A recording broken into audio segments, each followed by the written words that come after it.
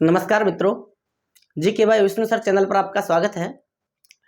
अपने राजस्थान की जलवायु का टॉपिक चल रहा है और आखिरी क्लास में ऋतु वर्गीकरण हमने पढ़ा था।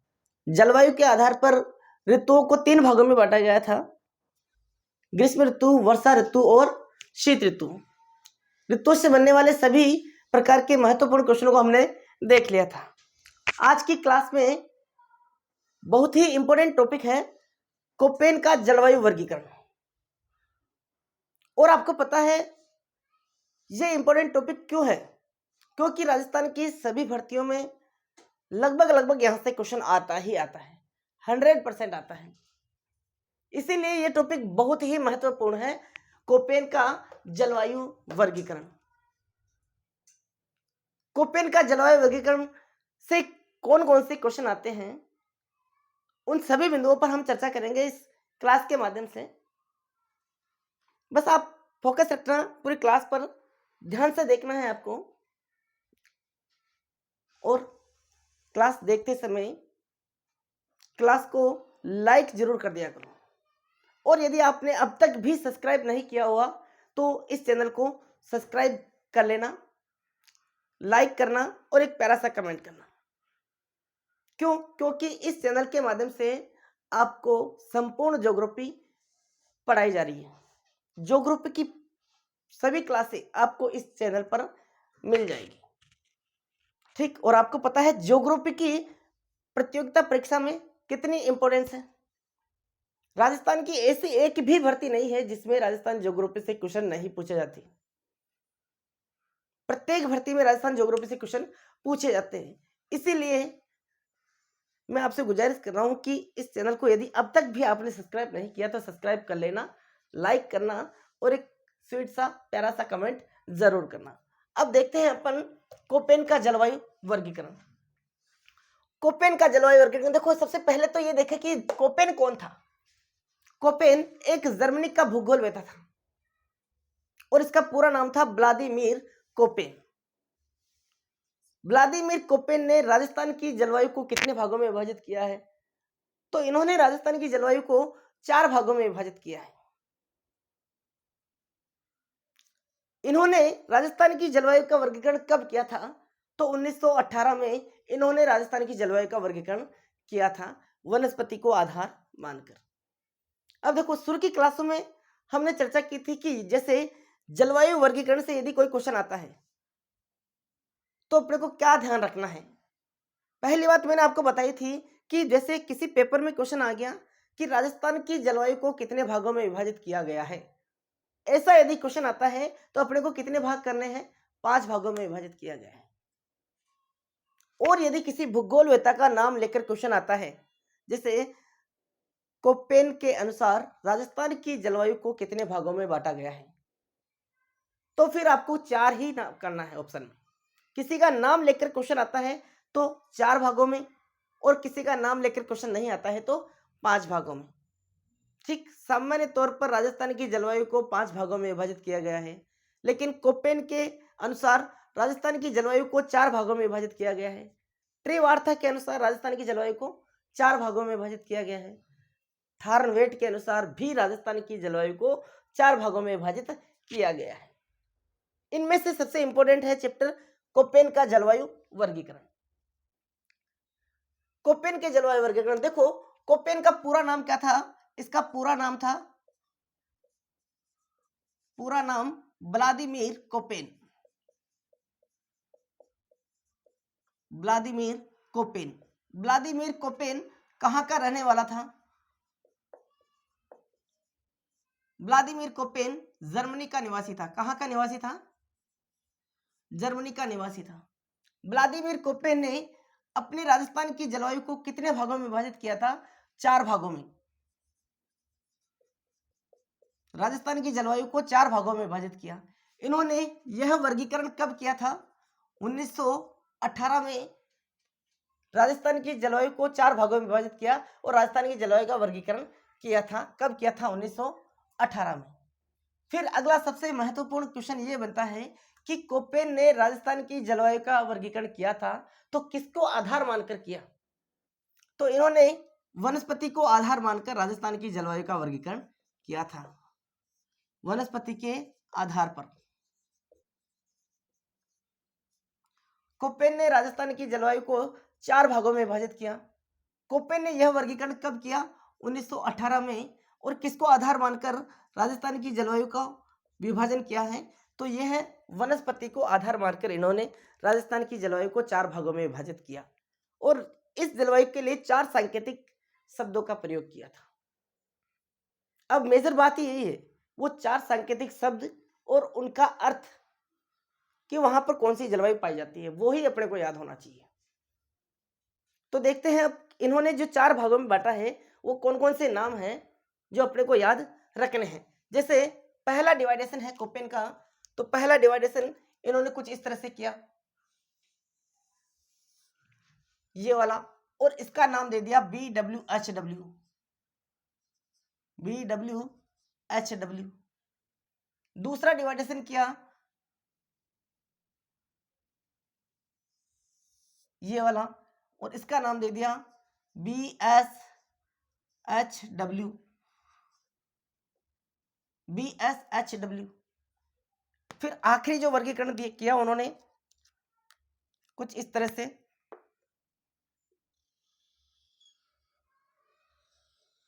ये वाला, और इसका नाम दे दिया उन्होंने CWG।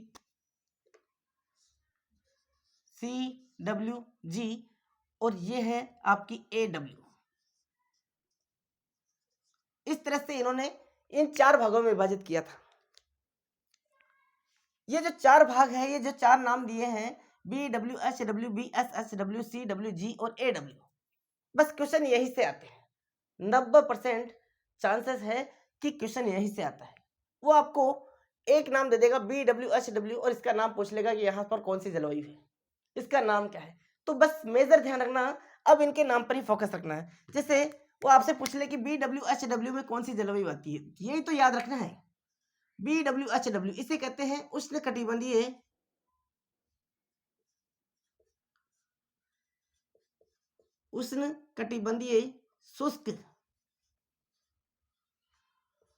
शुष्क मरुस्थलीय जलवायु या शुष्क जलवायु, दोनों ही बोलते हैं।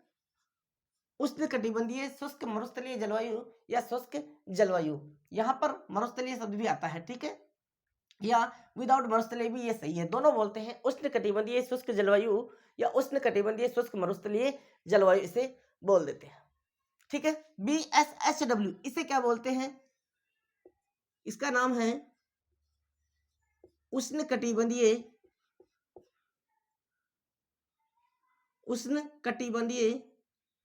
अर्ध शुष्क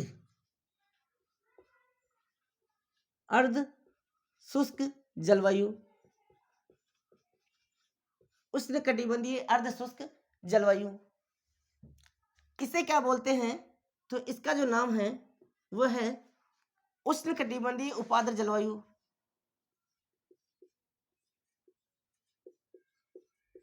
उष्णकटिबंधीय उपाद्र जलवायु। और आखिरी है आपका AW। AW को कहा जाता है उष्णकटिबंधीय आर्द्र जलवायु। ये जो 4 नाम है यही अपना मेजर क्वेश्चन बनता है और यही अपने को ध्यान में रखना है। BWHW को क्या कहा जाता है? उष्णकटिबंधीय शुष्क जलवायु या उष्णकटिबंधीय शुष्क मरुस्थलीय जलवायु। BSHW को क्या कहा जाता है? उष्णकटिबंधीय अर्ध शुष्क जलवायु। CWG उष्णकटिबंधीय उपाद्र जलवायु और AW को कहा जाता है उष्णकटिबंधीय आर्द्र जलवायु। 90% पहले के पेपर उठाकर देख लेना, आपको यही क्वेश्चन अधिकतर मिलेंगे। किसी एक चीज का नाम पूछ लेगा, CWG को क्या कहा जाता है, और फिर option A B C D चारों में वो चारों नाम दे देगा। अपने को पहचानना होगा कि कौन सा नाम इसके लिए है या इसको क्या कहा गया है। कुल मिलाकर ये केन प्रकार अपनों को ये नाम याद करने ही है, ठीक है। अब इसकी एक और कोशिश मैं कर लेता हूं आपको याद करवाने की, ठीक है। सबसे पहले तो हो जाए एक इसका स्क्रीनशॉट। हाँ, अब देखो मैं ये कह रहा हूँ कि देखो कोई सा भी लॉजिक लगाओ, कोई सा भी टॉनिक लगाओ, लेकिन अपने को क्या है, ये नाम याद करने हैं, क्योंकि क्वेश्चन यहाँ से आता ही आता है। ठीक है, अब इसको कैसे याद करेंगे, वो मेरा तरीका बताता हूँ मैं आपको, पसंद आए तो याद कर लेना, नहीं तो अपने तरीके से याद कर लेना। जैसे कोपेन ने राजस्थान की जलवायु को 4 भागों में विभाजित किया है, 4 भागों में विभाजित किया है। जो पहला भाग है वो कौन सा है, BWHW। BWHW को क्या कहा गया है, तो देखो बी का मतलब अपन समझ लेते हैं, बी को कहा जाता है भाई, बी का अर्थ क्या होता है, भाई, और डब्ल्यू का मतलब होता है वहां, डब्ल्यू का मतलब क्या होता है, वहां, होता नहीं है मतलब अपन निकाल रहे हैं। जैसे बी का अर्थ अपन मान ले भाई और डब्ल्यू का अर्थ मान ले वहां। ठीक है, अब अपने को याद करना है इसका अर्थ, इसका नाम। ठीक, तो अपन ध्यान रखना, ये कह रहा है भाई, भाई वहां तो सूखा ही सूखा है, भाई वहां तो सूखा ही सूखा है, भाई वहां तो शुष्क ही शुष्क है, भाई वहां तो शुष्क ही शुष्क है। अपनी निगल भाषा में बोला अपन, भाई वटा तो सुको ही सुको है, भाई वटा तो सुको ही सुको है, भाई वटा तो सुको ही सुको हो। ठीक है, यानी कि भाई वहां तो शुष्क ही शुष्क है। ठीक है, अब इसका नाम निकलता है इससे आराम से यार, शुष्क, ये चीज अपने को याद हो ही जाएगी। शुष्क जलवायु, यानी यहां तो कौन सी जलवायु है, सॉरी, यहां तो कौन सी जलवायु है, शुष्क जलवायु है। ठीक है, यही चीज अपने को ध्यान में रखना है, यहाँ कौन सी जलवायु है, शुष्क जलवायु। तो इसको याद, उष्ण कटिबंध की चिंता करना ही मत, क्योंकि देखो उष्ण कटिबंध तो अपने को सबके सामने दिखेगा, यहाँ उष्ण कटिबंधी है, वहां उष्ण कटिबंधी है, वहां पे उष्ण कटिबंधी। मेजर पॉइंट याद रख लेना बस, आप आराम से आंसर कर सकते हो। अगर शुष्क जलवायु भी अपने को याद रह जाती है ना, तो अपने को यह पता चल जाएगा कि BWHW वाले पोर्शन में शुष्क जलवायु है। ठीक है, उष्ण कटिबंधी तो सबके ही आगे लगेगा, उसकी कोई दिक्कत है ही नहीं। अपने को ये कैसे याद करना है, वो कोशिश कर रहा हूं मैं आपको याद कराने की। ठीक है, तो BWHW, भाई वहां तो शुष्क ही शुष्क है, कैसे बनेगा, क्या होगा, देखो उष्ण कटिबंधीय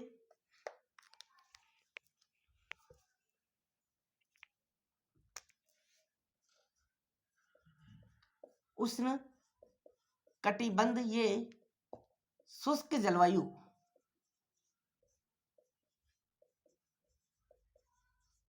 उष्ण कटिबंधीय शुष्क जलवायु BWHW का मतलब होता है, या फिर मैं दोनों ही लिख देता हूं, इसका दूसरा नाम है उष्ण कटिबंधीय शुष्क मरुस्थलीय जलवायु, उष्ण कटिबंधीय शुष्क मरुस्थलीय जलवायु, उष्ण कटिबंधीय शुष्क जलवायु या उष्ण कटिबंधीय शुष्क मरुस्थलीय जलवायु होता है BWHW का। अगला है BSHW, नेक्स्ट BSHW। अब यहां तो हमने मान लिया कि B यानी भाई, W यानी वहां, बिल्कुल यहां पर भी B यानी भाई, W यानी वहां होता है, लेकिन बीच में आ रहा है ये S का क्या मतलब निकलेगा, तो देखो S से हम मान लेते shortage, short, SHORT, short, short यानी कमी, या शॉर्टेज यानी होता है कमी। ठीक है, हम कहते हैं ना यार मेरे पास तो मनी की बहुत शॉर्टेज है, पैसा की घनी कमी है, पैसा है ही कौन है, बहुत कमी है, शॉर्टेज है, पैसे की क्या है, शॉर्टेज है, बस अपना काम बन जाएगा। अब देखो ऐसे यानी क्या माना अपने, शॉर्टेज, बी यानी क्या माना, भाई।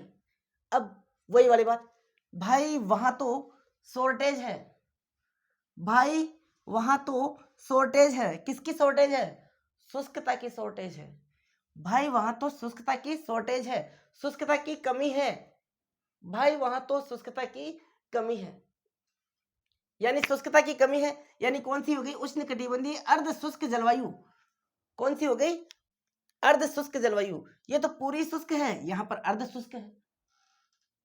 ठीक है, तो ये हो जाएगा उष्ण कटिबंधीय अर्ध शुष्क जलवायु।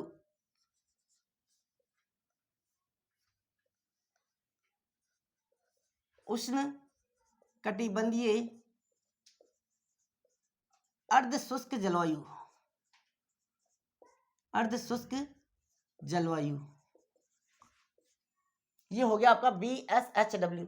दोनों आपके दिमाग में बैठ गए हो भाई, वहां तो शुष्क ही शुष्क है यानी शुष्क जलवायु, भाई वहां तो अर्ध शुष्क जलवायु है। ठीक है, अर्ध शुष्क यानी शॉर्टेज है, शुष्कता की कमी है। तीसरा है CWG, लेकिन ये जरूर नहीं है कि आप पहले इसको याद करो उसके बाद इसको उसके बाद इसको उसके बाद इसको। याद करने में कोई सीक्वेंस तक जरूर नहीं है कि आप सीक्वेंस से ही याद करो, पहले किसी को भी याद कर लो जो आपको याद हो रहा है उसको। ठीक है, अब अपने अकॉर्डिंग जैसे मैं ले रहा हूं पहले AW को। ठीक है, तीसरे नंबर पर अपने याद करेंगे AW को। AW को क्या कहा जाता है? अब ए अपन हिंदी में बोलते ए, इधर आ ए, इसको ए को क्या मानेंगे? ए ही मानेंगे अपन, ए। ठीक है, W यानी वहां, ए वहां तो सूखा ही नहीं है। अब इसका क्या मतलब होगा? ए वहां तो सूखा ही नहीं है। अरे भाई यहां तो कोई सूखा ही नहीं है, ए वहां तो सूखा ही नहीं है। अब सूखा नहीं तो क्या है? यहां तो आर्द्र है। क्या है? आर्द्र है। बिल्कुल तरीके से याद हो जाएगा, बस थोड़ा सा ध्यान देना। ए वहां तो सूखा ही नहीं है, शुष्क ही नहीं है, वहां तो क्या है? आर्द्र है। मतलब AW में कौन सी जलवायु है? उष्ण कटिबंधीय आर्द्र जलवायु। अपने को पता है कि उष्ण कटिबंध तो सबके आगे लगना है, बस मेनली अपने को याद रखना है कि उष्ण शुष्क है कि अर्ध शुष्क है कि आर्द्र है। तो ये साफ साफ कह रहा है ए वहां तो सूखा ही नहीं है, शुष्क ही नहीं है, वहां तो क्या है? आर्द्र है। क्या है? आर्द्र है। बस इसी टॉनिक के साथ में आपको ये चीज याद हो जाएगी। ठीक है, तो यहां लिख देता हूं मैं AW में कौन सी जलवायु है? उष्ण कटिबंधीय आर्द्र जलवायु। उष्ण कटिबंधीय आर्द्र जलवायु। अब आखिरी है आपका CWG। CWG खोटो काम होगा भाई। अब इको कहीं करा, हाँ कैसे बनाए इसका? तो देखो कोई जरूर नहीं है, अपन सी का मतलब समझ लेते हैं छोटा, सी यानी छोटा। ठीक, और छोटो घणो खोटो छोटा। अब देखो CWG वर्ड को ध्यान से देखना है, सी यानी छोटा। ठीक, अब छोटो या छोटा का हम ऐसे भी मान सकते हैं कि कम, यो मार सो छोटो है, ये मार सो कम है, कह सका ना। बस CWG, W यानी वहां। ठीक है, वहां तो छोटा यानी छोटी आर्द्र जलवायु है। यहां तो बड़ी आर्द्र जलवायु है, नहीं अधिक आर्द्र है, आर्द्र जलवायु है टोटल। अब यहाँ छोटी आर्द्र जलवायु, छोटी आर्द्र जलवायु यानी कि उप आर्द्र जलवायु। छोटी आर्द्र जलवायु क्या होगा? उप आर्द्र जलवायु। ये तो है आर्द्र, वो होगी उप आर्द्र। ठीक है, तो यहाँ छोटी आर्द्र जलवायु है, वहां तो छोटी आर्द्र जलवायु है। ठीक है, हाँ कुल मिलाकर मैं ये कह रहा हूं आप कैसे भी याद करो, मेरा फर्ज है, मैं कोशिश कर रहा हूं आपको ये चीज याद कराने की। अगर ये तरीका सही नहीं लग रहा तो आप अपने तरीके से याद करो, लेकिन क्वेश्चन यहां से 90% पूछे जा सकते हैं और पूछे गए हैं, इसीलिए ये चीज पर आपको फोकस करना है, ये याद करना ही करना है किसी भी हालत में। ठीक है, तो CWG में कौन सी जलवायु पाई जाती है? उप आर्द्र जलवायु, उष्ण कटिबंधीय उप आर्द्र जलवायु।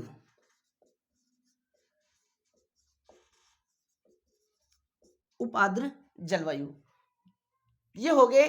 कोपेन ने जो राजस्थान की जलवायु को 4 भागों में विभाजित किया था वो। अब याद करना है, मान लो हम मान लेते हैं कि चलो अब तक के जो पैटर्न में सर्वाधिक क्वेश्चन आए हैं इन नामों से, लेकिन अब पैटर्न बदल रहे हैं, क्वेश्चन फॉर्मेट बदल रहे हैं, तो अपन और गहनता से सोचे कि यार अगर वो और भी गहरा क्वेश्चन यहाँ से दे दे तो कौन सा गहरा क्वेश्चन यहाँ से दे सकता है, डीप क्वेश्चन कौन सा दे सकता है? वो यहाँ से आपसे जिले पूछ सकता है कि निम्न में से कौन सा जिला BWHW जलवायु के अंतर्गत शामिल नहीं है, या निम्न में से किस जिले में यह जलवायु नहीं पाई जाती या पाई जाती है। और इसके लिए मैंने आपको कहा है कि यदि कोई बंदा ज्योग्राफी की तैयारी कर रहा है या राजस्थान की किसी भी प्रतियोगिता परीक्षा की तैयारी कर रहा है और ज्योग्राफी को पढ़ रहा है, पहली बार पढ़ रहा है, दिमाग में नहीं घुस रही है या कम घुस रही है या रटते हैं भूल जाते हैं, तो भाई मेरे सबसे पहले एक ही बात कहता हूँ मैं सभी मेरे स्टूडेंटों से कि यदि आपको ज्योग्राफी परमानेंटली सीखनी है, बहुत अच्छी तरह से सीखनी है, तो आपको एक काम करना होगा। सबसे पहले जैसे आप राजस्थान की ज्योग्राफी सीखनी है आपको, तो राजस्थान का नक्शा सबसे पहले याद करो। और राजस्थान का नक्शा इस कदर आपको याद होना चाहिए कि यदि नींद में भी कोई पूछे ना कि बता अजमेर कहाँ है, तो नींद में उंगली रख देगी यो रियो और वापस हो जाओ बस। अत्र परफेक्टली नक्शो याद हो देनी चाहो अपन किसी भी हालत में। और एक 50 जिलों का नक्शा आप याद करोगे, मेरी गारंटी है केवल नक्शा मात्र से आपको नक्शा याद करने से कम 100 क्वेश्चन याद हो जाएंगे। और उसके साथ में ज्योग्राफी का हर टॉपिक डायरेक्ट आप सीखोगे, रटने की जरूरत ही नहीं पड़ेगी आपको। और उसका एग्जाम्पल यही देख लेना आप, यदि आपको राजस्थान का नक्शा याद है तो यहां से भी जो जिले भरेंगे वो आपको रटने की जरूरत नहीं पड़ेगी, आप सीख जाओगे आराम से। और जिस बंदे को नक्शा याद नहीं है ना, वो तो जिला रटेगा, यार यहाँ तो ये जिला है, ये जिला है, ये जिला है, यहाँ ये जिला है। और अधिकतर बंदों को वो जिले याद ही नहीं होंगे, मैं कह रहा हूँ ना। इसलिए अभी तक भी यदि आप में से कोई ऐसा बच्चा है जिसको राजस्थान का नक्शा याद नहीं है, तो सबसे पहले काम वो करो आप, राजस्थान का नक्शा तो किसी हालत में याद करो ही करो। नुकसान नहीं है उससे, घाटे का सौदा नहीं है। राजस्थान का नक्शा याद करो, 50 जिले याद करो, कम से कम 100 क्वेश्चन आपको याद हो जाएंगे, 100 क्वेश्चन आपके तैयार हो जाएंगे और पूरी ज्योग्राफी तैयार हो जाएगी आपकी, कंफर्म है। अब देखते हैं यहां पर कौन कौन सी जलवायु में कौन कौन से जिले स्थित है। देखो सबसे पहले BWHW में आपका आता है, यहाँ गंगानगर है। और यहाँ पूरे नाम नहीं आ सकते, इसलिए मैं शॉर्ट फॉर्मेट में लिखूंगा, इंग्लिश वर्ड लिखूंगा, नाम सुनना आप ध्यान से, हो जाएगा अपना काम। जी फॉर गंगानगर, गंगानगर है। यहाँ आपका H फॉर हनुमानगढ़ है। फिर गंगानगर के इधर आपको पता है नया जिला बना है अभी एक, A फॉर अनूपगढ़, अनूपगढ़ नया जिला बना है। यहां पर आपका अनूपगढ़ के बाद में बीकानेर, यहां पर एक जिला है नया बना है फलोदी। और यहां पर आपको पता है आपका जैसलमेर जिला है। गंगानगर, हनुमानगढ़, अनूपगढ़, बीकानेर, फलोदी और जैसलमेर, ये सभी जिले BWHW के अंतर्गत आते हैं। उसके बाद में अगला जिला है हनुमानगढ़ के बाद में CHU चूरू, चूरू के बाद में JUN झुंझुनू, झुंझुनू के नीचे है आपका सिक्कर, सिक्कर के बाद यहां से एक नया जिला बना है नीमका थाना। चूरू, झुंझुनू, सिक्कर, नीमका थाना, ठीक। इसके बाद में नीचे आ जाते हैं, यहाँ एक और जिला नया बना है DID, डीडवाना। और डीडवाना किससे अलग होकर बना है? डीडवाना नागौर से अलग होकर बना है, ठीक है। तो यहाँ पर NA नागौर, नागौर जिला भी यहीं पर शामिल है, ठीक। आ जाते हैं नीचे, तो यहाँ पर आपका जोधपुर जिला, JO यानी जोधपुर, और JOG यानी जोधपुर ग्रामीण।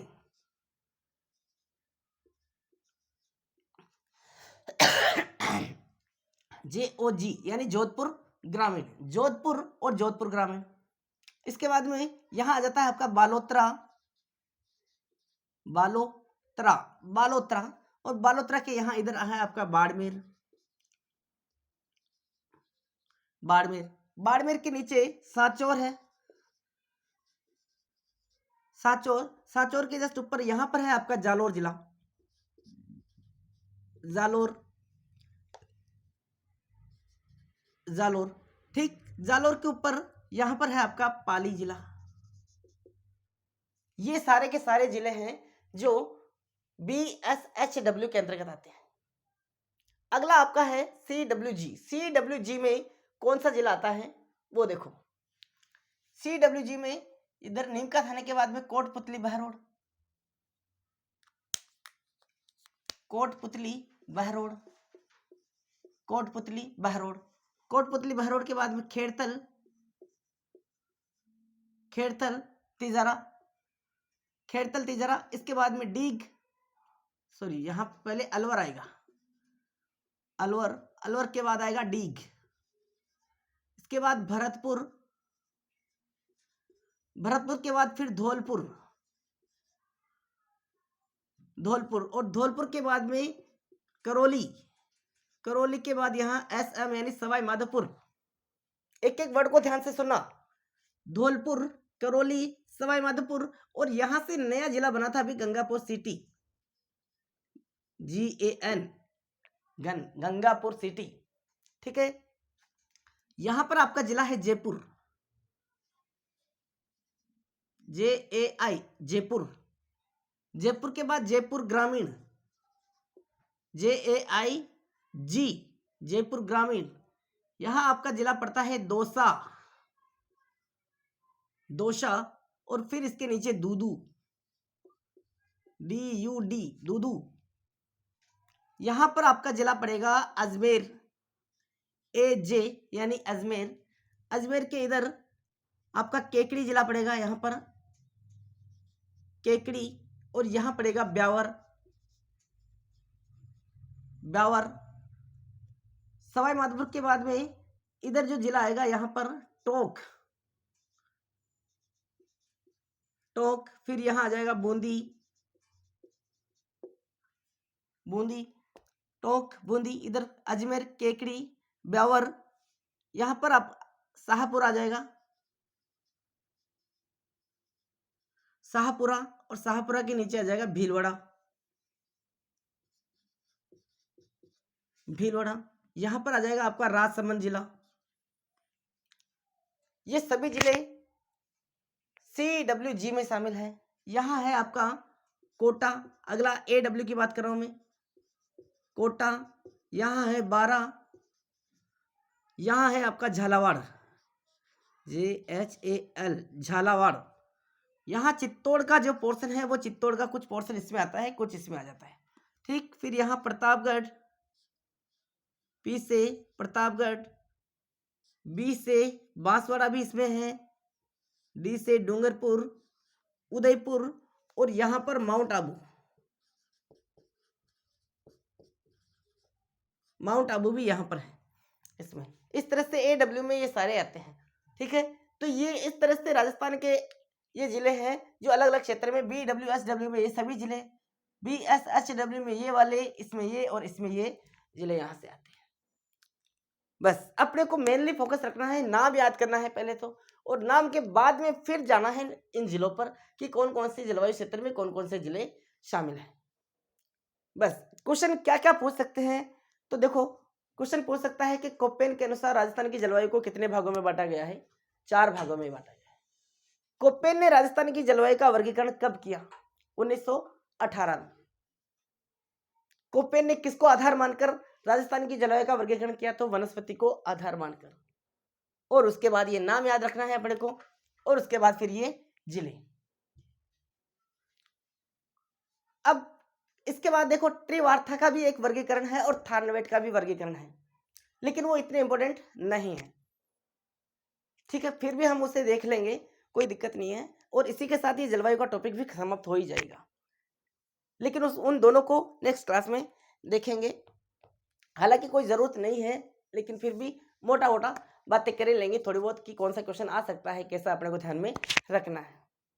आज की क्लास में बस इतना ही, लेकिन फिर से बोल रहा हूँ मैं, यदि आप क्लास को देख रहे हो तो चैनल को सब्सक्राइब जरूर करना, वीडियो को लाइक करना, और एक प्यारा सा कमेंट जरूर करना। ठीक, जय हिंद, मिलते हैं अगली क्लास में।